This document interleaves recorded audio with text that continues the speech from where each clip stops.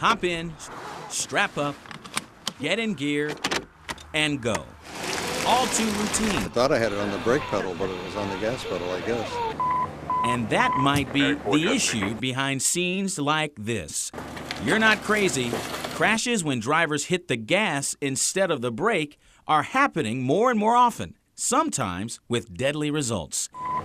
And you might have guessed it. We're multitasking while we drive. You can point the finger at distracted drivers. Step on the gas pedal. Cindy Crompton coaches older and disabled drivers to earn or keep their license.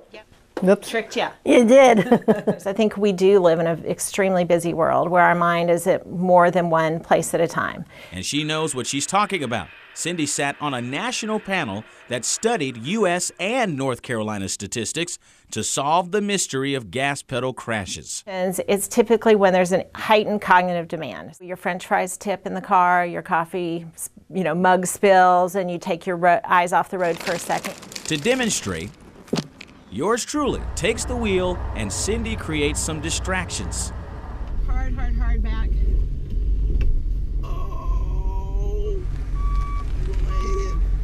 I even tried the alphabet backwards.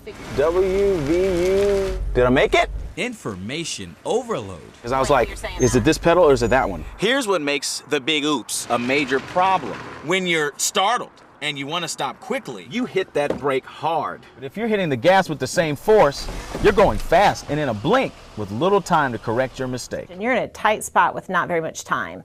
So within that limited space and time, one error can result in a problem. The national study found the most common distractions, everything from looking away and reaching for something to passengers, cell phones, and adjusting the radio. Stay attentive to what you're doing. Don't push the limit because one mistake can be a fatality. What do you want? A Hershey bar. There you go. Mama Prohl Oh, God, you look so different. is mom to all. I'm like the mom or the grandma because they want snacks and I don't let them have more than they should. The matriarch of Prolific Park. He asked me and I was glad to do it to help out. But first, mom to Panthers wide receivers coach Ricky Prohl. Even before he could read, he'd look at a picture and be able to put it together. And I said, well, maybe someday you'll be an architect. And see, I was wrong there. For years, she watched the making of a future pro. Well, he was always involved in sports. From soccer in elementary school to high school football and eventually a rookie with the Cardinals in the NFL. America knows Ricky best for his dramatic game-winning touchdown that launched the Rams into the Super Bowl. We loved every moment. We just jumped up and down, partied afterwards, and celebrated. Of course, we know him as a playmaker for the Panthers. You made me better as a man. Husband, father, look up to you, one of the best. Your friend, Steve Smith. Well, they still keep in touch. You are special, Coach Vermeil. Yeah, that was the championship game. He made the cover of ESPN the magazine. But they didn't include Ricky, and the players told them that they would not do it unless he was on the cover with them. But Ricky never underestimated himself. This goes back to when he was in middle school. In 10 years, I hope to be a professional football player.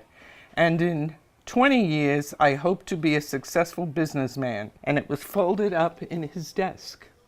And one of his teachers found it when he was playing football and sent it to him. A two-time Super Bowl champ, family man, and always his mother's child. I love him, of course, and I'm proud of the man that he's become. I'm proud of what he's done for the community, even before football. I work at the Randolph Public Library and I'm doing a live pumpkin carving demonstration. It meant a lot to me to be asked to do something like this. Oh no, I'm just picking. I was really overwhelmed. I've kind of done it off and on, but really enjoyed it. And probably in the last 10 years really got more into it. I don't know if you can see here, but this is going to be a minion from the Minions movie. I've always enjoyed art, and this has allowed another way for me to express art through pumpkin carving and kind of putting my own little, I guess, twist into carving pumpkins.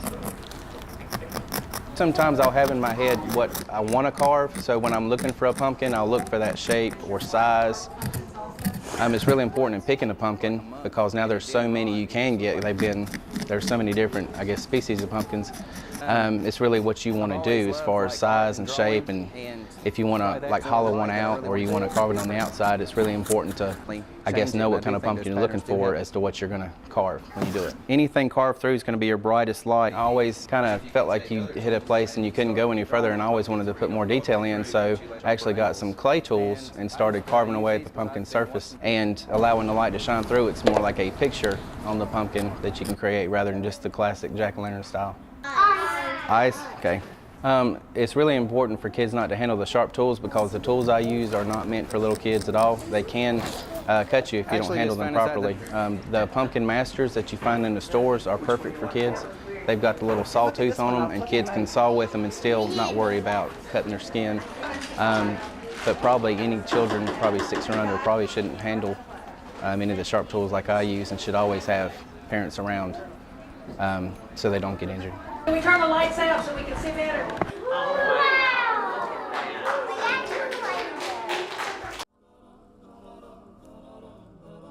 Hello, enjoy. Merry Christmas to you. Are you ready?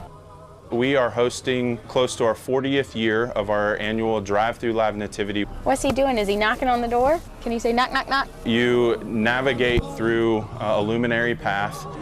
This is one time when you really have to slow down and concentrate on the meaning of Christmas, the nativity, all the parts in the nativity story. Hi, angels. Do you know who this is? I think the most important thing is to know that it's a heartfelt experience, and it allows us to have the opportunity to really walk through again one of the greatest stories and opportunities that we have to be impacted and be reminded of why this season is what it is. Say happy birthday, baby Jesus. You come away with a lot better feeling about the season when you leave here.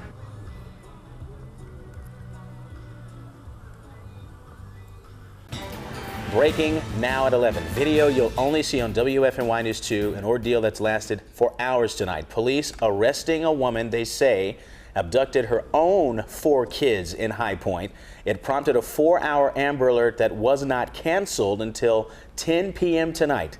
WFMY News 2's Hope 4 was there when police brought the woman out in handcuffs. Hope joins us live now from the High Point Police Department. Hope, how are the children doing tonight?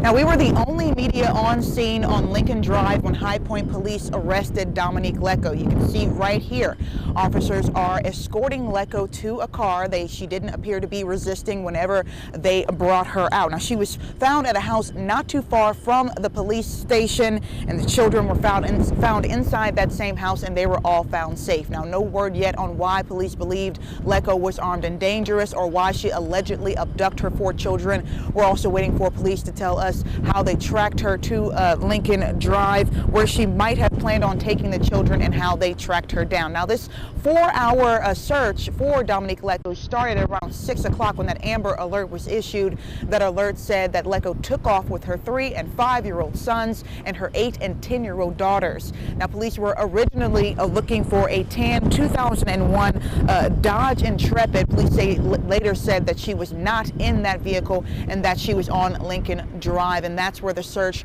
for Lecco ended. All the kids, again, are safe. Police used the word okay when describing their conditions. Now, no word yet on what charges will be filed against Lecco.